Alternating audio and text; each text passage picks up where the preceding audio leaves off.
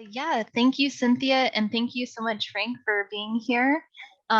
Frank is an amazing bird watcher with a huge passion for birds. Like Cynthia mentioned, he serves on our board and the Conejo Audubon Valley Society as well, where he is currently president. He's also the owner of Wild Birds Unlimited, so a lot of you have probably met Frank either on a field trip or in person. And he also offers educational classes online as Frank the Bird Guide and or Bird Guy rather. Sorry, Frank. And yeah, he really has had the opportunity to share his passion of birds with thousands of people around the world. So I will go ahead and pass it over to Frank. And thank you so much for all you're doing for the Christmas bird count and for birds, Frank. Thanks, Alicia, and thanks, Cynthia. I always tell people in my talks that I do a lot of bird stuff, but to hear other people listed out is just, it feels a little different. So, all right, I am going to share my screen here and then we'll get started.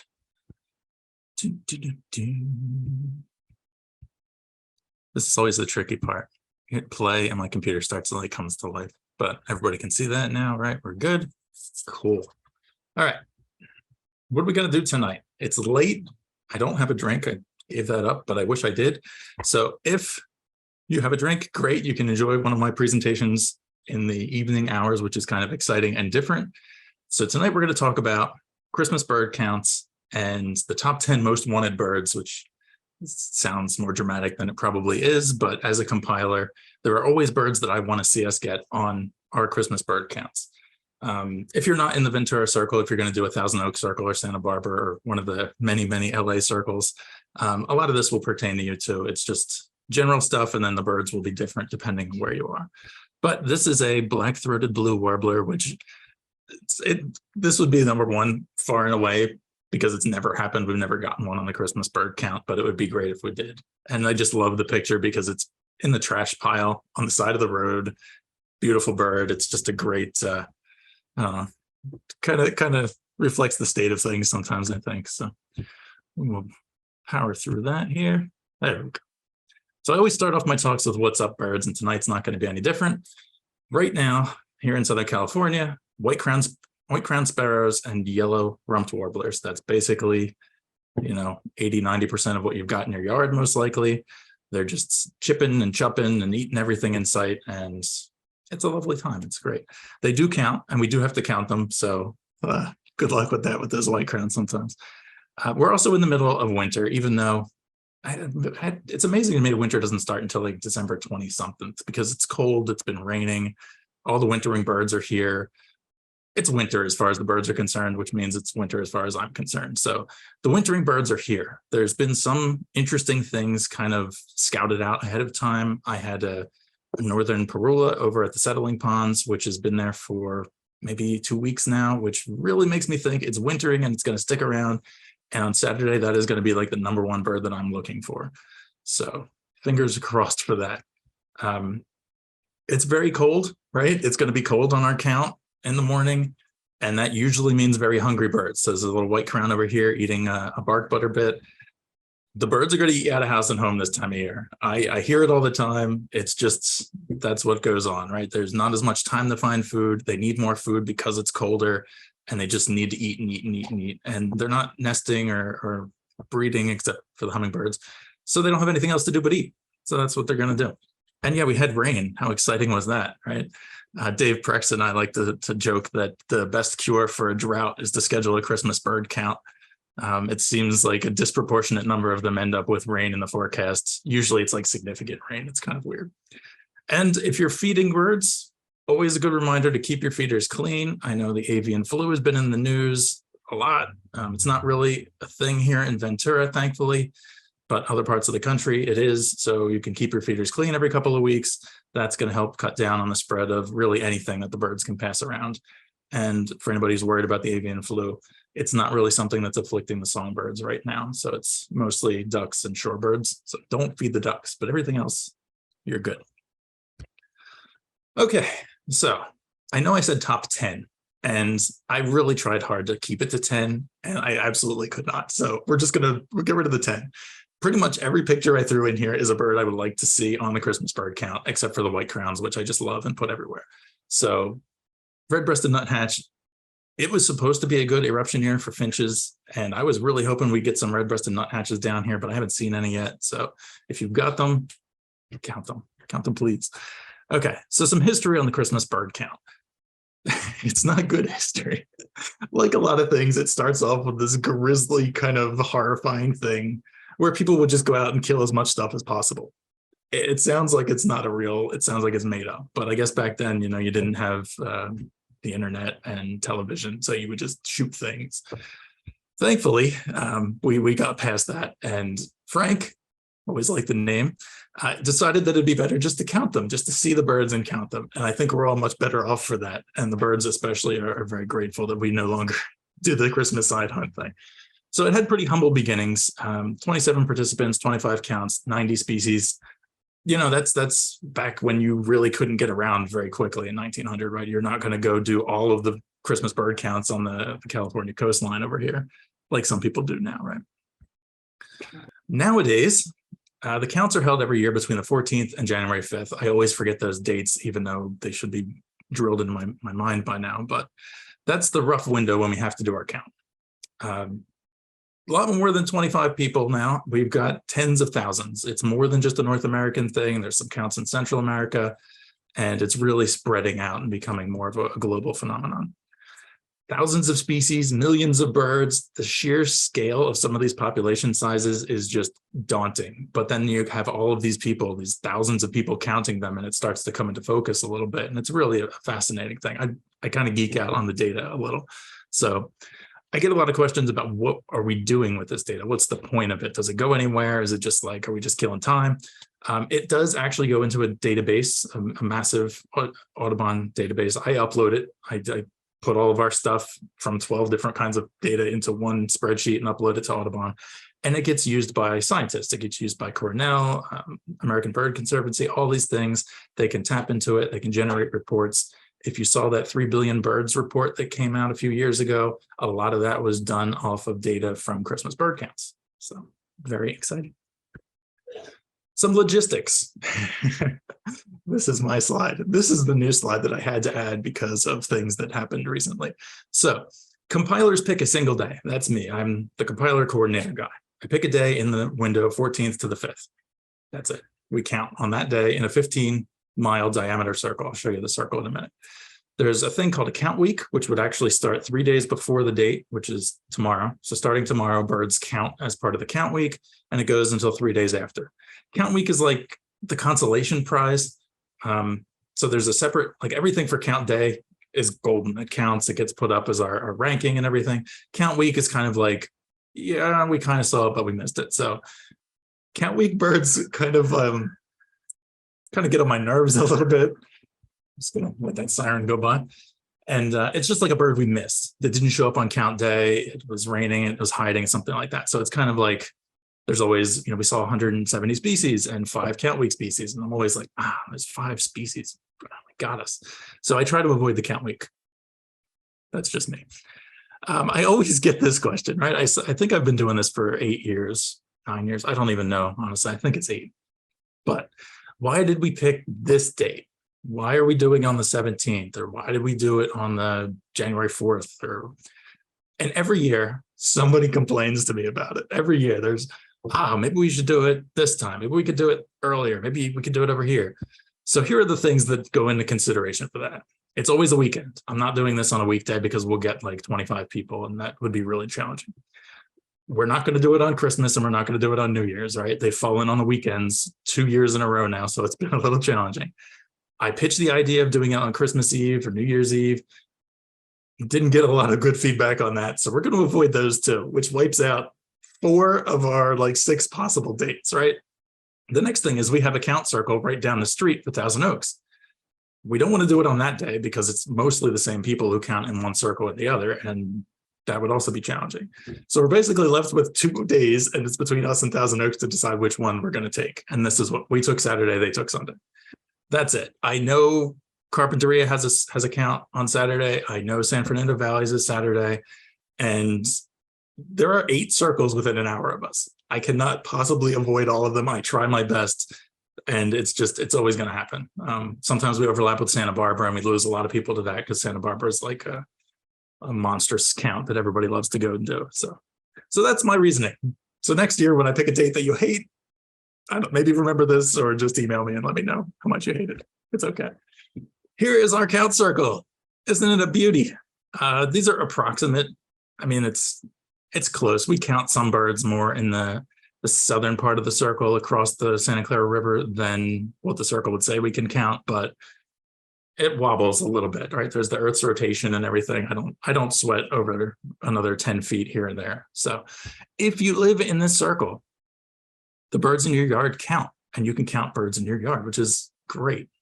Makes it easy, especially if it's cold or raining and you don't want to go out and join us. That's okay. No harm there. So this is the circle.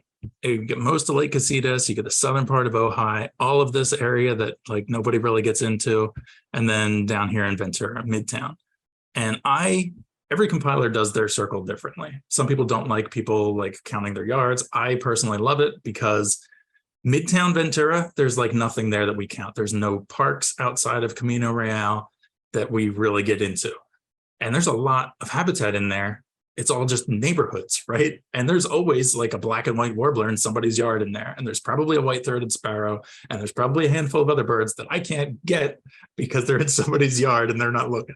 So if you live in that area, please count your birds at your feeders. That would be great. All right, our own personal count history, because it's fun to talk about how good we've done here. Started in 1980. The count is as old as I am, which is cool. It's our 43rd year this year. 123rd for Audubon, 43rd for Ventura Circle, which is pretty good. It's a pretty long-standing count. We average 177, 178, which is pretty solid, and about 100 participants. This year we might be a little under that just because everybody hates the 17th. Our highest ever is 202 species in 1987. I was not a part of that count, unfortunately, but everybody wants to hit 200. Like everybody in Southern California just strives for that. And really only San Diego and Santa Barbara are the ones that do that with any consistency. However, we are still a top 25 count in the entirety of North America. Out of hundreds and hundreds of counts, we're always like top 20, top 25, which is amazing. The Tennessee Warbler does not think so, but I think it's great. I have done many count circles in other places, and it's not uncommon to have like 40 species, right? If you're in the middle of the winter in the Northeast, there's like 10 people counting and you get 40 species and frostbite. Not a good time. Everybody wants to count out here in Southern California because it's just a wonderful, wonderful thing. It's going to be a little chilly, but it's like 46. It's not -10. So just bring layers. So one of the cool things that we do here in Ventura is we have our own database. Carl Krause and blanking on the name now. I email them every year and I'm forgetting. Anyway, they set up this database where they track our local information and we can see really cool things. So if there's time at the end of this, I will pull up that database and we can take a look at some of the trends. Here's just a couple of them. This is the Allen's hummingbird, which everybody probably assumes is just like ubiquitous. You see them everywhere all the time. There's hundreds of them in the winter. It didn't used to be that way. If you look back in the 80s, it was a rare bird on the count. It was like not something you'd get a lot of. And then it started to become like 2 or 3. And then it blew up like early 2000s, mid 2000s. All of a sudden, it started to blow up. And I've talked to Dave about this, and I'm still not entirely clear on what happened. But there's basically 2 groups of Allen's hummingbirds. There's the ones out on the islands, and then there's the migratory ones on the mainland. And the ones that migrate usually leave, right? They just go south, and they're the ones that were gone in the 80s and 90s. In the 2000s, the ones from the islands started to come over, and they became resident. So now they're hanging out here, and we get Allen's hummingbirds year round, and they're starting to like grow in numbers and take things over. So kind of an interesting thing that I don't know that we would notice that from the national level, the national database, but locally here, it's really cool to see this kind of thing. The downside to this, because I love this kind of stuff, is that you see some scary things too, right? It's not all, yay, Allen's hummingbirds. You also get, oh, Eurasian collared doves. So this is the flip side to that. No doves until the mid 90s. And then all of a sudden the Eurasian collared doves found us. And you can see it went from like, 10, 5 to a couple hundred, right? And now there's Eurasian collared doves everywhere. And they're kind of like the new starling, basically. a little invasive, not super great, probably displacing the mourning doves a little bit. But yeah, so this is what we can learn from our data. It's kind of fun stuff to play with. It also gives me some insight into what birds are getting harder and harder to find every year. Cinnamon teal have been declining pretty consistently, and we might struggle to get them this year. I didn't see any when I was at the ponds the other day, so we might not get cinnamon teal, which would be very sad. Okay, some year-specific data, because this circle has been insane. It has been a ride, right? I mean, Cynthia knows it's been crazy. The Thomas Fire, that red part was the part that was basically we could not get much access to because it was probably still smoldering, or some of it was probably still actively burning. So it was not a great thing. Obviously, we lost a lot of homes up there. It was terrible for people. They couldn't get back to that. So it was not fun. It was about half the circle. We delayed the Christmas bird count for 2 weeks and still got 175 species. A lot of birds. We still got 100 people to come out and count, which was amazing. So it was a good rallying point. A lot of people really wanted to get out there and see what we could find. And I think that was pretty incredible. We actually got a lot of good stuff. I was really surprised, honestly. The next year, 172 species, a couple more people. I don't know if you remember this year, but this was the one where we drove to the potluck in blinding rain. I remember this very clearly. We did the walk around the ponds in the morning, missed a couple of things like the gallon wool or something. Everybody went home and I was like, I'm going to do another lap around the ponds.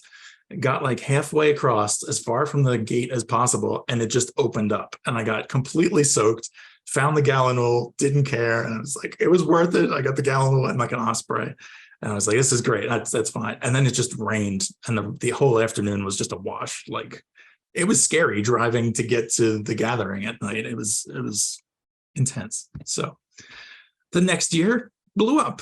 I have no idea why we jumped up to 184 species, but we got a couple of new ones. The chestnut-backed chickadees made an appearance. They were really cool. We actually, I think, had 2. If you're not familiar with the chestnut-backed chickadees, and they're kind of like local influence, they're in Santa Barbara County, and they hang out there and they breed there and they're having fun. And every once in a while, they stray down here and tease us, like they're gonna start breeding down here and move into Ventura, and then they disappear for a few years. But I just got a report that somebody had one at Magoo. So anybody's on eBird, somebody has one at Magoo. So Thousand Oaks is going to get one in their circle. But between Santa Barbara and Thousand Oaks is us. So I'm really hopeful that one is going to pop up like at the ponds or something. So keep an eye out for that. I guess that'll be another, a late addition. 2020 was even better, 185 species. And this was the year that rare stuff like kept popping up so quickly, I had a hard time keeping track of it. A lot of these birds were staked out ahead of time. So the broad-billed hummingbird was at a feeder in Ojai. Somebody had it for 3 months. It hung out, spent the winter. The dusky-capped flycatcher was Camino Real Park. It had been there all winter. The Baltimore Oriole, the summer tanager are pretty regular. They come by every once in a while. Lucy's warbler was like a count day thing that just popped up. The green-tailed towhee was just hanging out in the community gardens. There's just a lot of cool stuff that happens. But if anybody has a broad-billed hummingbird feeder or at their feeder, let me know, because this is a good bird and we've had it twice in 42 years. So it's not a very common thing. And I will say, someone had one up in the foothills 2 or 3 weeks ago. So it went somewhere. Nobody's seen it since. So it might show up on the Christmas bird count. And then last year we hit back to 180 species. We missed some stuff. We got some unexpected things. We had a short-eared owl for the first time in a while, and the painted redstart, which usually comes to Arroyo Verde every winter. I don't think anybody's seen it this year, so we might be missing that guy this year, but he's always a looker. So I do keep track of the data, right? I upload it into the thing. And last year we had our highest white pelican count, which is amazing because that's just been blowing up lately. And we had our highest yellow crowned night heron count, which is cool. Yellow crowned night herons are still kind of new to the circle. They've only been in for the last 3 or 4 years. They basically just show up at the ponds now. They're breeding at Magoo and they're expanding north, and they show up in Carp and Santa Barbara now. But every year we get a few more at the ponds, which is kind of exciting. And if you're into invasive birds, the munias have started to invade Ventura. It was that they would stick to Camarillo and Santa Barbara, and everybody was happy with that. Now they're popping up all over Ventura. I've seen them at Camino Real. I've had a handful of customers in the area get them. And so last year we had our high Mooney account, and I am pretty confident in saying that we're going to beat that number this year. So we will see how that plays out. Okay, now that I bored you with history and sciencey stuff, what can you do? How can you participate? This is the best part. Like, I am super emphatic about these things. I had a doctor's appointment the other day, and I was trying to recruit my doctor to count birds in his yard in Ojai because he said he saw turkeys one time. So this is how much I get into it. It's just like tunnel vision. The first thing you can do is join a group, right? If you've emailed me and you're waiting to be assigned a group, I promise I will get to you. It's chaos when I do these things, and I'm going to find a better way. But there's just like dozens of people that send me emails, and I assign them, and then they can or can't go, and then I move people around. So there's a lot of last minute juggling that happens. If you want to count your backyard birds, if you're in that circle, you can email me. My email's up there. I'll send you an abbreviated count form. It basically has the most common backyard birds you're going to get, so you don't have to deal with the 2-pager that has like gulls and shorebirds and seabirds on it that you're probably not going to get in your yard. And you can count the birds in your yard. It's easy. You can also count the birds in your neighborhood. I have had very good luck just walking around my neighborhood and following the warbler flocks, finding Townsends and orange crowns, and then seeing what they're hanging out with. Because sometimes, well, I don't want to spoil it, but I have a story for the end. There's always some Christmas bird count magic, which is just, people think I'm kidding, and then they join me on the Christmas bird count, and they see that it's a real thing. So another thing you can do if you're not available on Saturday, you can go out tomorrow, Thursday, Friday, scout one of the popular areas. Go to Arroyo Verde, Camino Real, Lake Casitas, the ponds. See what's there. Report it on eBird. Tell me if you see something cool. Just email me. It's easy. It does count on count week. So if that parula shows up at the ponds tomorrow, it still counts, but I'm going to cry a little on Saturday. So just be forewarned. But scouting ahead is very helpful, even if you can't participate on count day itself. How do you count backyard birds? It sounds so easy. And then you look outside and you try and count the white crowns, and they jump into a bush and they fly across and they hide under your car, and they don't sit still. They're not going to sit still unless you have a feeder, then you have a chance.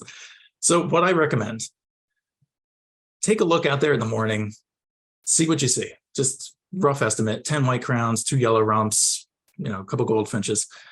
And just check periodically a couple of times through the day, because sometimes you'll see more white crowns in the morning, in the afternoon it'll be more goldfinches, and then in the evening maybe all the towhees come out.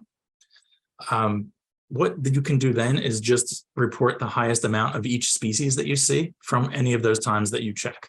So you can check as many times as you want. You can sit there all day and stare outside if you like.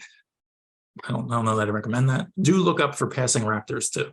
And then that's it. You fill it out, you mark it on the sheet. I saw this, this, and this. Scan it, email it to me. You can drop it off at the store, Wild Birds Unlimited. If there's something exciting, if there's something that you're not sure about, try and get a picture of it, try and get a good written description of it, and then just send it to me. I am the breaker of many hearts during Christmas bird counts when it comes to people trying to report rare birds. If you think you have a Rufous hummingbird, you better have it in your hands, because it's the only way it's ever going to get reported. There are definitely some birds that always try to get in there. We have a lot of Cassin's kingbirds around, no Western kingbirds. So they will not be on the common backyard bird checklist. And then, of course, if you have feeders, that's where you want to pay most of your attention to. This is from my yard. This is like my little Warbler Central suet feeder. This was a couple of years ago. I had a yellow rump, an orange crown, and a Townsend that would come to the feeder at like the same time and fight over it. And I counted all of them for count day. So it's a lot of fun to get your birds on the count, right? They're part of the big database now. If you have a lot of birds, or you're going somewhere where you're going to see a lot of birds, and it's completely overwhelming, the thought of trying to count 3,000 Western gulls, I feel that pain. I understand exactly how you feel. I don't want to do it either, trust me. So this is kind of a trick that I've seen biologists do, where you just basically scan an area that has a whole bunch of birds, break it up into sections, count one of those sections, multiply it by the number of sections, and that gives you an estimate. I've done that for the brown pelican surveys, when there's like literally 1,800 pelicans sitting on the rocks out there, and you just kind of go like one binocular view is 50, 50, 50, and you just go down like that. So you can do little tricks like that. There's also a thing on the Fish and Wildlife Service website where they will show you a short video of a bunch of birds flying or sitting, and you can try and guess how many there are. And that's kind of a fun thing. I think I did that and I was within like 5%. I was like, oh, cool. I guess all these times I think I'm just making numbers up, but it's not too bad. And this is a shot from my trip to Panama with the raptor migration. So this is a lot of turkey vultures, some black vultures, Swainson's hawks, and broad-winged hawks, just all swirling together. It was just thousands of them coming overhead. We won't have anything like that, most likely. Although, no. All right, so now we're going to actually get into the top 10 most wanted yard birds that we're gonna take a look at. So some of these birds may be birds you've never heard of. Some of them might be ones where you're like, I have one of those outside, and that would be great. If you're looking at it and you think, I have 30 of them outside, we're probably looking at the wrong birds. So these are mostly rare birds. They're uncommon. We don't get them every year. And these are birds that are going to need documentation. They're going to need pictures in order for them to count. So if you do see any of these birds, really, really try to get a picture. I know how hard that is too. I realize what I'm asking for is like not always a lot of fun, but we'll be okay. So we started at 11 because I couldn't even get to 10 in the list. And basically it's the warblers, just all the warblers, not the butterbutts, obviously the yellow rumps. We're going to get probably 800 or 900 of them. So we're good there, but you can count them, of course. The Townsends we're pretty good at. We'll get a few dozen. Orange crowns, another few dozen. Common yellow throats, I'll probably get a dozen at the ponds alone. So those four, I'm not talking about those four. These are the ones that you see out there and you go, what the heck is that? Because that's a good sign. That's a really good sign. So this is your Nashville, your black and white, Lucy's. That was a weird one last year. The Tennessee, maybe. It's a really good fall migration for Tennessees. I like to think that one or two stuck around. I don't know if they'll become in the feeders, but you never know. The black and white, I think, is the most realistic one. So he's the one that climbs up and down the trees like the nuthatches and could be in your backyard right now. It's dark out, so you can't go check, but later. And now we're going to get to the hummingbirds. I wanted to just title this the hummingbirds and not the Allens or Annas, but Costa's is the most realistic one. We get it 2 out of every 3 years, basically, and I think we missed one last year. So check your hummingbirds, check your feeders, and this is what you're looking for if it's a male. If it's a female, just take a picture, but I'm not really expecting a female because I don't know that we ever get the females. So here, this little gorget feathering really extends far out. And I know sometimes the Annas has like a little projection on that corner, but it's nowhere near with the Costas. It's like the Costas goes all the way down to the wings, basically. So you're looking for that, and you're looking for purple. I don't like to tell people to look for colors on birds because it's ridiculous, but it's more purple than the pink is on the Annas. If you think you have one, just try and get a picture. I'll tell you. Just don't be mad at me if it's not. And I was talking about the eruption year. Pine Siskins were, I was thinking, going to be another big year for them. Maybe they're just late. I don't know. Or they could be up in Ojai. We typically will get, even on non-eruptive years, we'll get a couple up in Ojai. And these would be almost certainly at a feeder. So if you have a weird looking bird hanging out with your goldfinches and he's very, very streaky and he's got this ridiculously pointy looking beak, probably a Pine Siskin. He gets these little highlights in the wing and the tail too. So it kind of looks like just a really sharp female housefinch. Very streaky, very pointy, but the yellow. And then they do this all the time. This is their attack mode. So if they're all on a feeder, they just do this like wings out, beak open, and they're like really aggressive on feeders. So definitely check for these. I think we have a good chance at getting Pine Siskins on feeders this year. Yeah, there's probably like 50 birds in this, but number 8 is any tanager. Simple, easy. If you see a tanager, that's a good bird. This time of year, we shouldn't really technically have any tanagers, but we always get a couple westerns. The summer tanagers have been, I think we had 3 last year, which was shocking. We've been getting them pretty regularly, and I know there's been a couple seen in the past few weeks, and they do come to feeders. I've had some come to feeders over near Camino Real Park, and it's a big red bird. If anybody sees a big red bird on Saturday, send me an email. More likely, this is what we're going to be seeing, the westerns, and they're faded. They're not going to be the bright breeding plumage males. They're just going to look like Orioles with heavier beaks and wing bars and yellowish wash. So they're not super dramatic, but there was a scarlet tanager seen 3 weeks ago, 3 weeks ago. There was one, we got a count week 1 last year, and that would have been a first time Christmas bird count thing. And that one's gonna haunt me because it might never come back again. So scarlet tanager, western tanager, summer tanager, definitely keep an eye out. Just anything tanager like. Yeah, I'm serious about the wild turkeys. Like we had, I think it was Alan was the guy who would have to go and find the turkeys up in Ojai, and he moved. And since then, we've had turkeys once in like 5 years. So there are wild turkeys, Cañada Larga occasionally. Mostly they're up in Ojai. I've only ever seen them run across the road. And that's not a very, very reasonable way to expect to see them during a Christmas bird count. So if you're up in Ojai and you know where the turkeys are, try and like get them to go towards the circle and then count them. You never know. They might show up again. This one was inspired by a customer of mine who lives up in the foothills who got our only yellow-bellied sapsucker last year in his yard. So if you have pepper trees, this time of year, you're probably going to get sapsuckers. Red-breasted with more of the solid red head are the more common ones. Red-naped would be like the next less common, and then the yellow-bellied is the rare one. So if you have a sapsucker and you have looked at red-breasted, but it doesn't look like that, let me know, because that's probably a good bird. So if this was red-breasted, it would be red all across the head here. Don't look for the yellow belly, please. Okay, one of the more realistic ones. The white-throated sparrows are really tricky, and they kind of drive me nuts. I have a hard time finding them, like just ever. And they're going to be at feeders. They're going to be at a place where they can get seed. They hang out with the white crowns. And you might have one out there right now in the morning and not know it because they have the black and white striping on the top of the head, and a lot of people don't get past that as a field mark, right? So I'll tell you what to look for. If you have a whole bunch of white-crowned sparrows and you see one with a gray beak or these yellow marks between the eye and the beak, that's probably going to be a white-throated sparrow. I mean, it's like certainly going to be something interesting. Don't look for the white throat.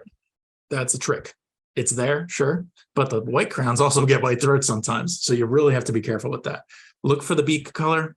Look for the lure color here between the eyes and the beak. All right. This is a good one. This one I think we're going to actually set a record for. There's been a ton of Lewis's woodpeckers coming through the area. There's been a bunch of casitas, a bunch of Cañada Larga. I think we're probably going to see double digits. I hope. I'm going to jinx it, but you might have these in your backyard too. They don't act quite like normal woodpeckers. They do fly catching behavior. They fly away from trees, catch bugs, and come back. And they look more like kind of bulky scrub jays. They're kind of shaped a little bit different from your sapsuckers and your downy and hairy woodpeckers. So, and you get this pink wash on the belly and this red on the face. They're kind of unique. They're really, really interesting. If you haven't seen any, try Cañada Larga and just keep going. There's a bunch down there. Here's another good one that can blend in with flocks. This is the white-winged dove. And I know there's a white-winged dove in our circle. I feel it. And it is probably hiding with a group of doves. It could be coming to somebody's platform feeder. I had a friend who had one in her yard in Western Ventura. I know there's been people in Midtown that have gotten them. There's a few that show up in the eastern part of town. I haven't heard any reports yet. So they're just in somebody's yard where they don't know what it is. But basically looks a lot like a mourning dove, but it has this fancy white edge on the wing. And when they fly, it's really a noticeable white leading edge. So you can go for that. If you get a good look at the eye and it's orange, sure, we can count that too. But the wing is usually what stands out in a mixed group. So that's what we're looking for the doves. And you knew this was coming.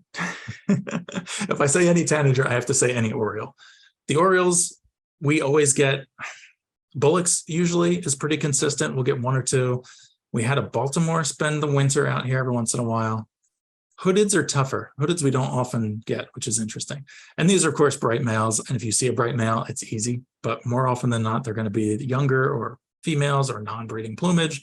And they're just going to be Oriole shaped. So if you know what an Oriole is shaped like, that's what you're going to be looking for. Pointy beak, tanager size, yellowish orange. All right, these are the more rare ones, but we've had an orchard Oriole, believe it or not, show up the past couple of years, and it tends to show up at the same spot. So it's probably the same bird. I don't know if anybody's seen it this year, but I'm hoping. So if you have any Orioles in your yard, if they're coming to your hummingbird feeders and you're sure it's an Oriole, right? It's bigger than an orange-crowned warbler. It's got that pointy beak. That's a good bird. We need the Orioles. We need lots of Orioles. And number one is just me with like a pipe dream that this is going to happen. Rose-breasted grosbeaks have been showing up in the county at the weirdest times, in the weirdest places, and they flirt with coming up for the Christmas bird count, and one has yet to do it. So I will also add black-headed grosbeak too. That would also be a good bird. They're not really here right now, but if you have a grosbeak, same thing with the Orioles and Tanagers. So yeah, there's like 40 species I'm hoping people find, I'm looking for.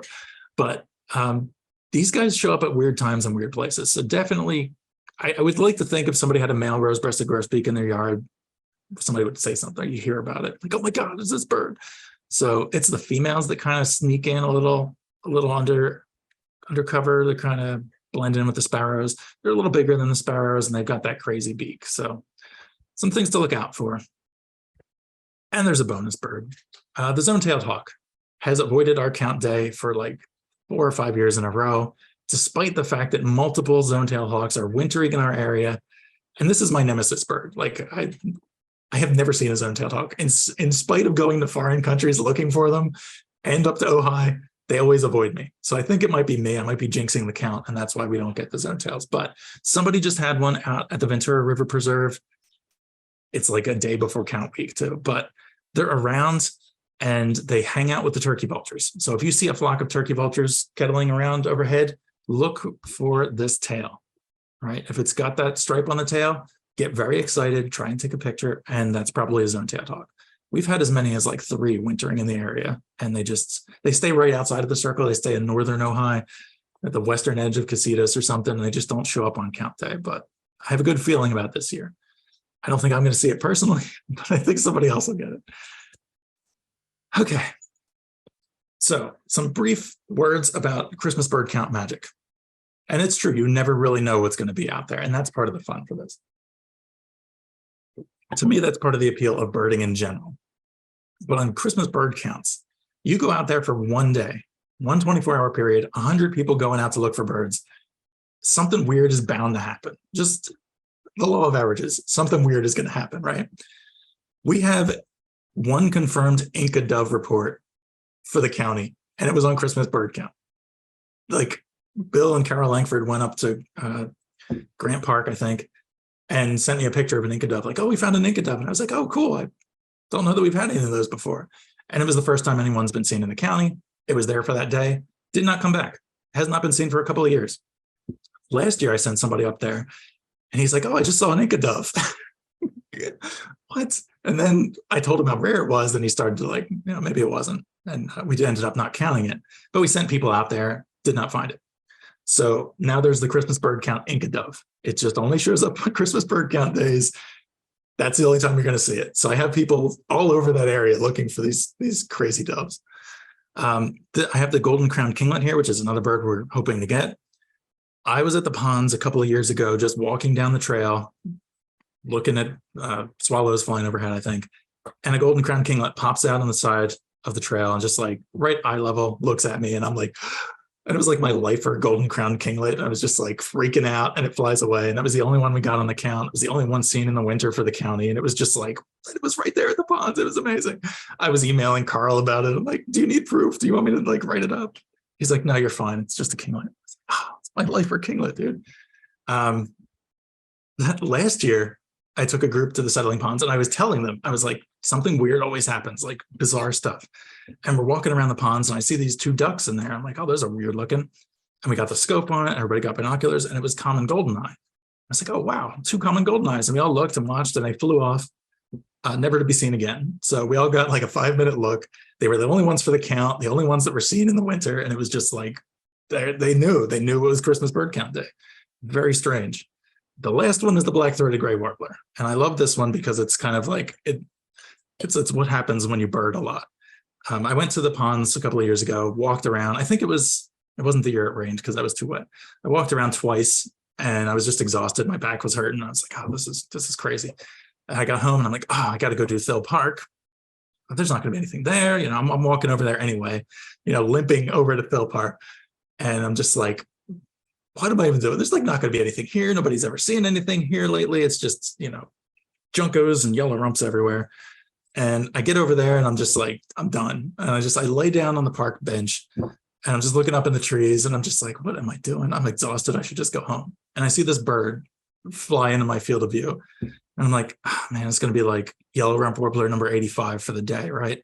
And I get my binoculars on it and it's a black-throated gray. And it looks just like this one looking down. And it's looking down at me in the tree. And I'm just like, wow, black-throated gray warbler. Okay, cool. That's a rare bird in the winter. And that was the only one we got for the count. And it flew off. I don't think anybody saw it again. So it was just like, I'm literally lying down and a rare bird flies overhead and comes out and looks at me and just kind of reaffirms my entire existence as a bird guy. So it was very nice of that bird. I appreciated it. So these are just like, I've only been doing this for 8 years, and that's half the years at least where I've had a weird experience. So you never know. And it's very exciting when this kind of stuff happens. Okay, we're almost to the end, but what can you do to get ready for this? You know, you want to participate? Cool. You can email me. I will send you the backyard list if you want to count, or I will go through, I have like another 20 emails and I'll try and send you somewhere. If you're going to be doing your yard or your neighborhood, the first thing I recommend is just listening for stuff you don't recognize. By now you should know the white-crowned sparrow. It's just deafening and everywhere. You probably know the yellow rump and their insistent chup, chup, chup, chup, chup. But if you hear something you don't know, go and check it out. That's usually how I find interesting stuff. If you see any of these cool birds we talked about, take a picture. If you want to go just walk around a local park, Bill Park, Marion Cannon Park are right here next to me. I always go check it out. Sometimes there's like a hermit warbler or black and white. And then study. You have a couple of days, count weeks tomorrow, but you can still study, know what you should expect to see where you're going, and then maybe take a look at some of the risky, uncommon things that might show up. And there's some other stuff you could do to prepare. I got some cool surprise. Oh, I didn't tell people. At the end, I have a very important, exciting announcement. He says at the end. Okay. If you're not here, if you're tuning in from somewhere else, you can go to audubon.org, find a Christmas bird count circle near you and participate. I strongly recommend it. Some of them might have cutoff dates and might not let you join in, but maybe you live in a circle. You can go to our Ventura Audubon page, check that out. You can go to here. So Cynthia said I do online educational classes about birds. And this one I put up because it's Christmas bird count season is up there for free. So you can go to my Patreon account /Frank the Bird Guy. It's 50 minutes long. It covers beginner birds pretty much all across the country. So it's going to have some chickadees, some woodpeckers, some tips on how to identify some of those. It's just a good refresher. It's good to learn what to look for when you see a bird you're not familiar with, size and shape, color, all those kinds of things.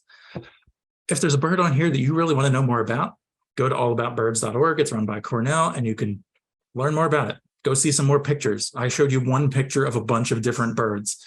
I fully expect that that is not a great way to educate somebody on how to spot a bird like that in the wild. It helps to see multiple pictures. It helps to see videos, and you can get a lot of that at allaboutbirds.org. Special announcement, woo, for the 44 people who made it. Linnea Hall at the Western Foundation for Vertebrate Zoology, who just recently had a trail named after her, which is pretty cool, has opened up the Western Foundation for Thursday from 5 to 8. And Dave Perexta is going to do a Christmas bird count prep. They're going to have some skins of some of the common and uncommon species out so you can compare them. I will post the Google document sign up link in the chat as soon as I'm done here. And then you can sign up. It's limited. There's a 12-person limit per group. So this is open to Ventura, Conejo, and Western Foundation people. So any one of those, they're going to have like 30 people in there. And masks are required. Field guides are required. She said she doesn't want everybody on their phones. And bring like a pencil and paper so you can take notes if you don't want to write in your field guide. Okay, so that's one big announcement. Other than my free class, also a big announcement. Obviously, tomorrow is, not tomorrow, geez, Saturday. I hope it's not tomorrow. Saturday is our Ventura count. Sunday is the Thousand Oaks count. I'm going to be doing both. For the Thousand Oaks count, I go out into the fields, the grassy fields, and wander by myself. And it's very relaxing after doing this count, to be honest. And I go look for grasshopper sparrows, and it's a fun time. Also, here's Lawrence's goldfinch. If you have some of these in your yard, also, oh hi. Very exciting bird to have. A little bit of an attitude, but he's okay. And we're just about done. So this is my store information, which I always leave in here in case you haven't been. There's a Wild Birds Unlimited in Ventura. I'm the owner. There's all that stuff. You can email me at the store. These are my 2 Facebook pages. If you're curious about warblers, my Facebook, Frank the Bird Guy, I have a bunch of what I call Warbler Wednesday videos. They're like 5 or 6 minutes. I did one every week through fall migration. So if you want to know more about a specific warbler, there's probably a video up there. And this is a Harris's sparrow. Somebody saw one at Lake Casitas recently, so I'm hoping he shows up. But this one was seen at somebody's feeder. So American tree sparrow, ovenbird, all these birds have been found at feeders. And I'm like, I sell bird food and feeders. And it's like, no, if you see birds, you have to tell me. Okay, that's going to be the end of that. Do you want me to do, what do we got for time? I can either do questions or I can show you the app, the whatchamacallit thing, the database. Go ahead and go. This is Vince. Hi, everybody. Hi, Vince. Thanks for coming all out. I am one of those people that count the 750 California gulls, the 2 Thayer's gulls, and the 1 Mew gull. Every count needs people like you, Vince. Right. On a boat in the Santa Clara estuary, which we hopefully are. I don't know that we're going to get it this year, but we hope to. Thanks for everybody for tuning in. Before Frank gets started, we also do a recap after the Christmas bird count for all the participants. That's going to be at 7 o'clock on the day of the Christmas bird count. We're going to do it via Zoom. Frank will have the link to his team. For those of you who are members of Ventura Audubon Society, I'm going to send out this week a link to that Zoom so y'all can tune in if you're members and get the count highlights. And hopefully we get a cackling goose and a tundra swan. And I know it was a lot of zeros last year, right? Yeah, well, we'll try to get one, but who knows? I know. So over to Frank to wrap up with. This is just. So this is the database, our local database. It's up. Anybody can go and check this out. I upload our data every year, and it does a lot of really cool things. It's broken out by sectors here, and it shows you the high counts, the low counts. Obviously, there's a lot of zeros for years we didn't see stuff, and the average, which I don't usually look at, but it gives you kind of a sense. So ruddy ducks, we usually see a lot. I mean, 150 last year, peaked at 753. The things I like to look at are over here, the trendings.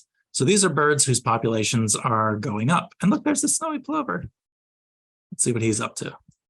Snowy plover's doing pretty good. You can see not so much here in the 80s, the 90s, and then it goes up and kind of going up. So good job there with the snowy plover work.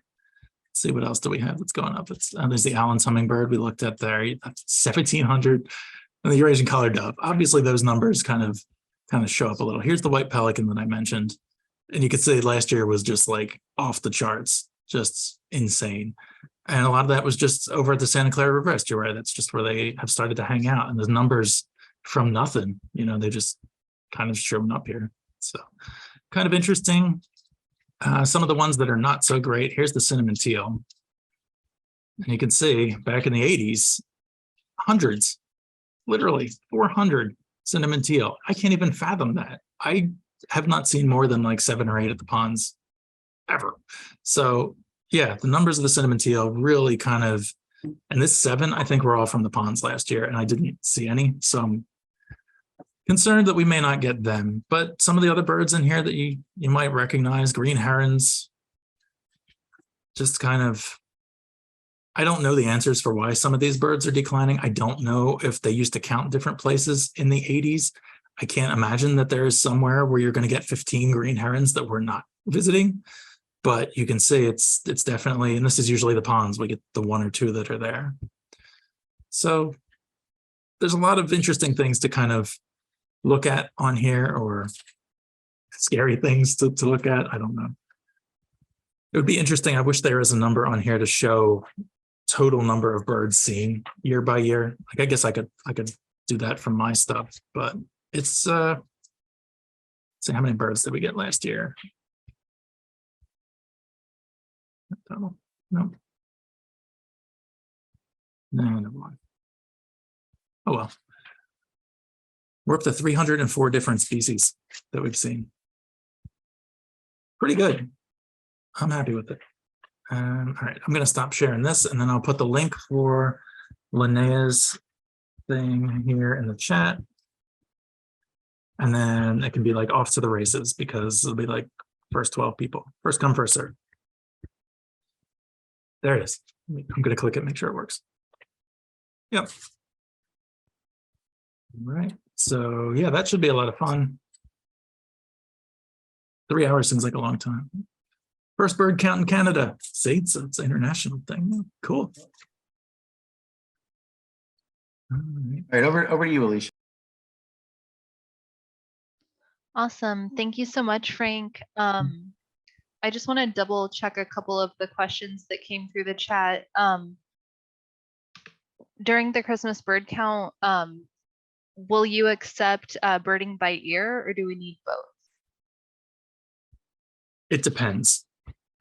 If you are birding by ear and you tell me it's a yellow-rumped warbler, yeah, no problem. If you're birding by ear and you tell me it's like something off the wall that we've never had before, that's going to be a little bit harder. So for most rare bird, like I'm the first level of approvals, I guess, which is, it's weird. And then it goes to a regional reviewer. So if I approve something, then they come back and they look at it and they want the rare bird report form filled out and all the data, and they'll decide whether or not to accept it.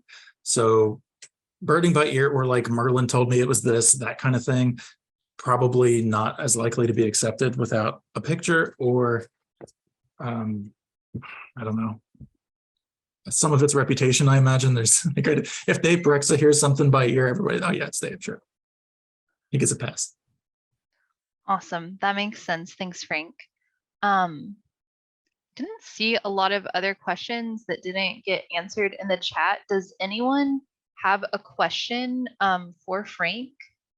We can, and also, Frank, could you talk a little bit about the app that we're going to be using for the Christmas bird count? Yes. So that was one of the cool innovations that we've done here lately, or since I started doing this. We have an app. It's basically a glorified shopping list app. If you've ever used one of those, it's called Microsoft To Do.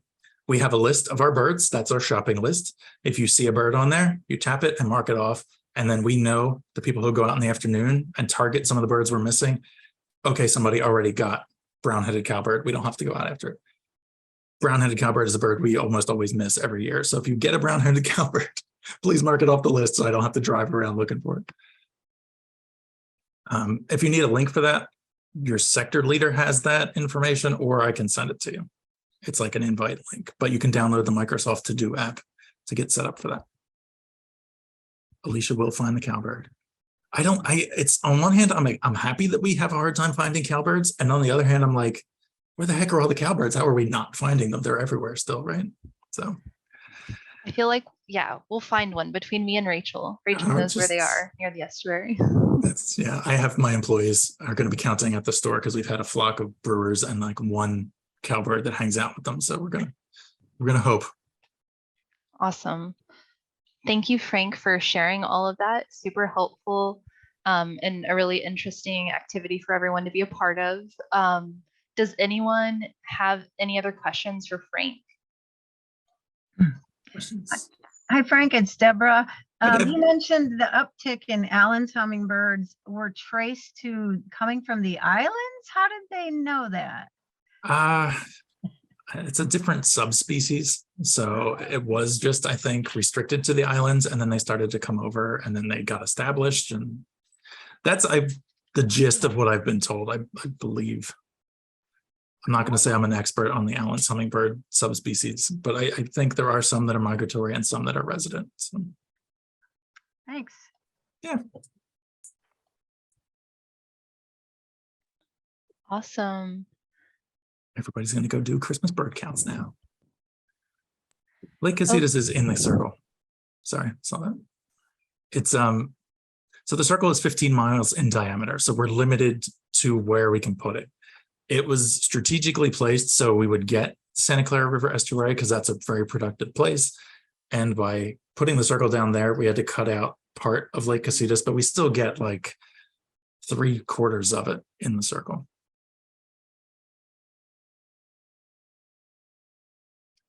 So Frank, this is Vince. Are there any needs for, because I think one year we were doing the Atmore Ranch by I guess they wanted us to count up there. Are there any special places that you're going to need help with as far as either Atmore or some of the hillside Ventura Land Trust properties, or do you have that covered? I have people there. It's small groups right now. I don't know, honestly. I guess for the group, if those of you who haven't been assigned a spot, where are your needs right now? Can't ask me that question on the spot. Right now, Arroyo Verde Park is probably under what I would like. Camino Real is a skeleton crew. The ponds, I think I only have 4 people right now, and I normally have like 12. So everywhere is a little light. I'm just waiting to see. There's a handful of people that may or may not be able to count.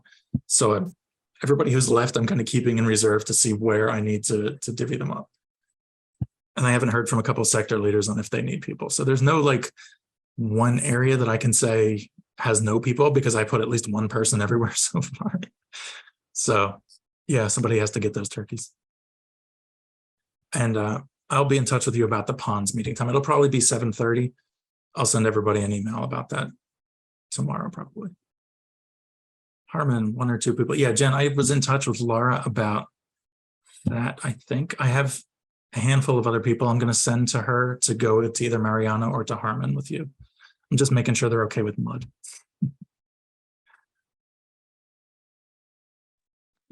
Awesome. Hopefully tomorrow. I'll get everybody tomorrow. That's my goal.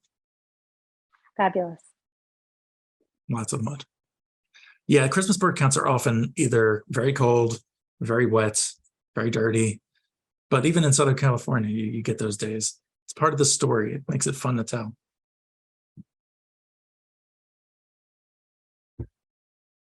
Any other questions? Any parting shots from Frank? Parting shots? It's an old meeting term. Well, first of all, on behalf of the rest of us who are here, 34 people, and the entire Audubon Society in Ventura, thanks for doing this for 8 years. I want to give you a round of applause, because this is an amazing work you do, and we all appreciate all the data, and it's an important resource. You know, this is a science project that's been going on for quite many decades around the country, and so you're an important part of this. So thank you so much for doing this, and thanks everybody for coming out. Look in your members' emails for the link to the Zoom meeting. If you're not a member, go to venturaaudubon.org and sign up. And Frank will reach out to you if you're part of the teams, and also send you a link to the Zoom meeting for the great and wonderful recap. Hopefully we'll get 300 species this year. Yeah, I hope so. It'll be a lot of work, but you never know. All right. That's it. Thank you so much for coming out, everybody, and we'll see you Saturday. Woo! All right. Thanks for coming, everybody. Thank you. Thank you.